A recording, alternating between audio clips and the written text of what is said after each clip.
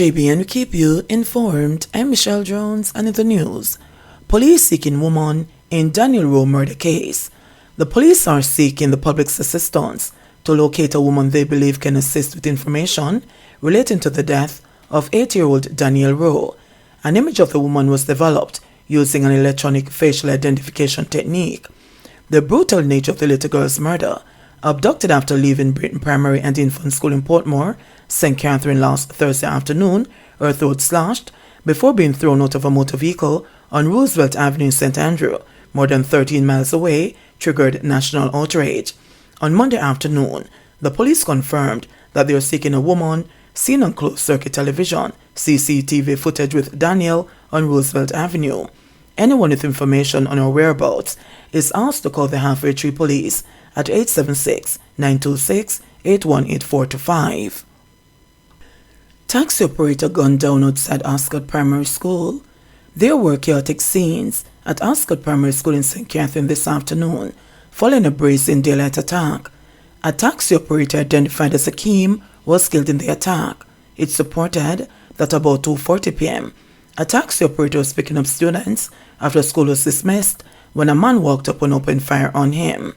He died on the scene.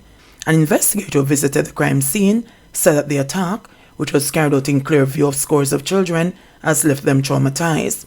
Several spent shells were recovered at the scene. No motive has been established for the attack. Man gunned down at home in Linstead. The bloodletting was continued in Linstead, St. Catherine, after a man was shot and killed at his home on East Avenue in the community Monday morning. The deceased has been identified as William Augustus Mitchell, otherwise called Candyman.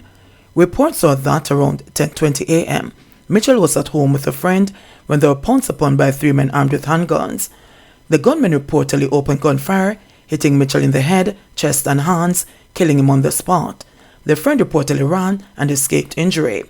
The gunmen then made their escape in a grey Lexus motor car. On arrival, police saw Mitchell's body lying on his back in a pool of blood close to the entrance of his house. It was clad in grey jeans pants, black and red sneakers, and a white merino. Police found 12 9mm spent casings while processing the scene. The body was transported to the Linstead Hospital.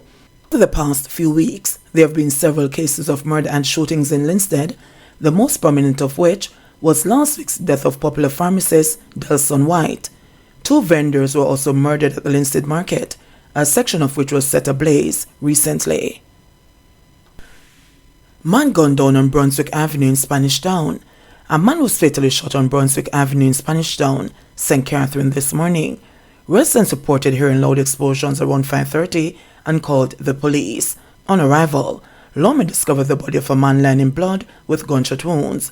The cause of the shooting is yet to be ascertained. The deceased is yet to be identified. Sections of Brunswick Avenue remain tense following several shooting incidents in recent weeks. Suspected mastermind behind Beryllium attacks nabbed, say police. The police say they have in custody the person who they believe orchestrated the recent attacks on courier company Beryllium Limited security teams, pulling off multi-million-dollar heist. The person, who was arrested last Thursday, is one of 4 suspects who have been arrested in connection with 3 of the 4 recent incidents now under investigation, which occurred between February and April this year. Deputy Commissioner of Police in charge of crime and security, Fitzbailey, on Monday, said that all 4 persons in custody are believed to have been involved in the first incident, which occurred on February 27 at Portmore Pines Plaza, where gunmen murdered 1 member of the Beryllium security team and injured 2 others. The team was about to service automated teller machines, ATMs, at the JN Bank. The criminals made off with $10 million in cash in that incident. He said that in relation to the second incident on March 19, when 4 Beryllium team members were shot and injured in an attack in Britain Parkway, Portmore, St. Catherine, 1 person has been charged and 1 person was taken into custody on reasonable suspicion. That time, criminals made off with more than $23 million. The police had previously reported that Shamor He from Spanish Town in St. Catherine had been charged in that incident, and 6 other people were taken into custody in relation to the robbery. Bailey said those 6 individuals have since been questioned and released.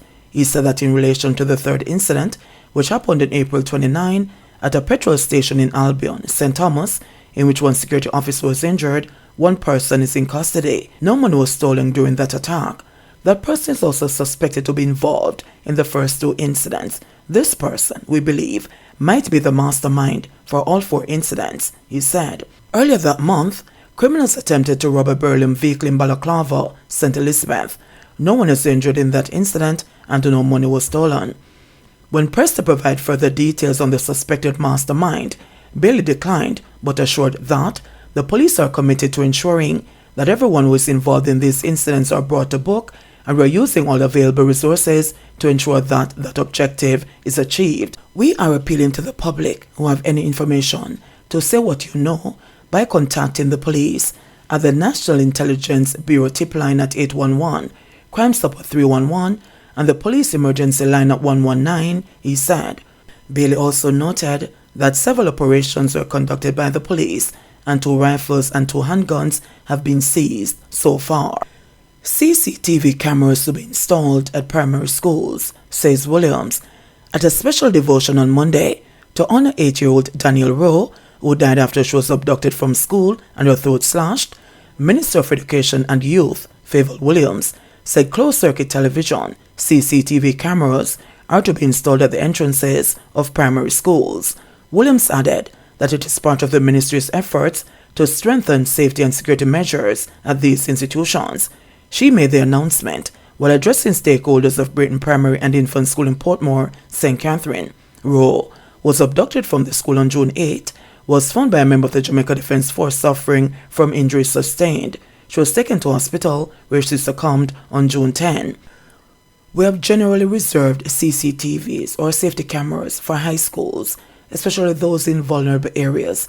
But having seen what has happened here at this very quiet primary and infant school, we have begun to increase the safety and security. So at the very least, when there's a situation, we can at least get some footage, Williams maintained.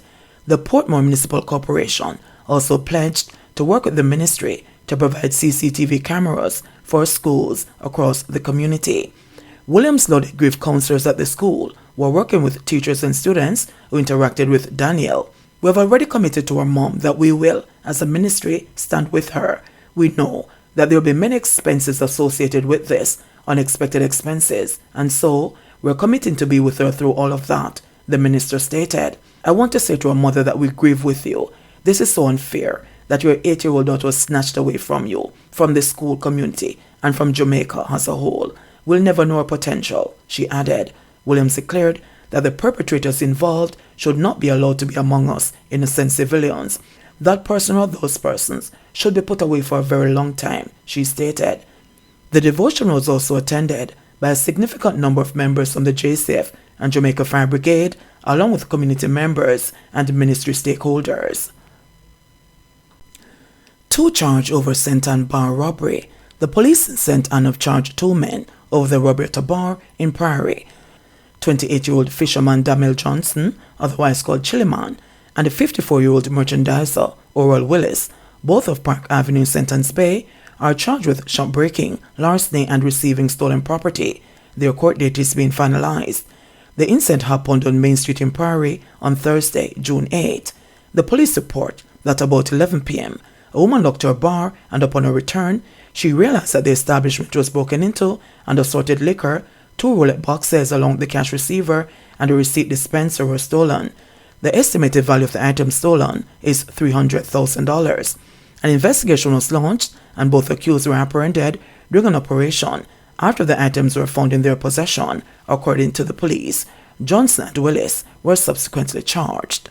PNP condemns burning of constituency office, awaits outcome of investigation. The People's National Party PNP on Tuesday expressed deep concern regarding the fire which destroyed the constituency office in southeast St. Catherine Monday night. The party denounced the act, stating that the PNP condemns any form of violence or destruction of property, irrespective of the motivation or circumstances. We believe in the democratic principles of peaceful dialogue, inclusivity, and fair representation, and any act that threatens these values is contrary to our beliefs. In a statement, the PNP sought to assure the public and the constituents of Southeast St. Catherine that it is actively monitoring the situation and eagerly awaiting the outcome of the investigations. The opposition also called on the authorities to leave no stone unturned while they carry out a probe into the incident. We are relying on the relevant authorities to conduct a comprehensive and impartial investigation into the incident, leaving no stone unturned, the PMP said. While we await the findings, the PMP is actively working to establish temporary arrangements to ensure the continuity of services and engagement with the constituents of Southeast St. Catherine. We remain committed to serving the needs of the community and are exploring all available options to restore and rebuild the constituency office as quickly as possible, the party added. It went on to call for calm among party members and supporters while urging them to refrain from any actions that may escalate tensions. It is essential that we allow the investigative process to run its course and provide the necessary space for law enforcement agencies to carry out their duties effectively, the party said in a statement. Last night's fire is the second such deliberate act of arson in the troubled PMP constituency in 5 weeks.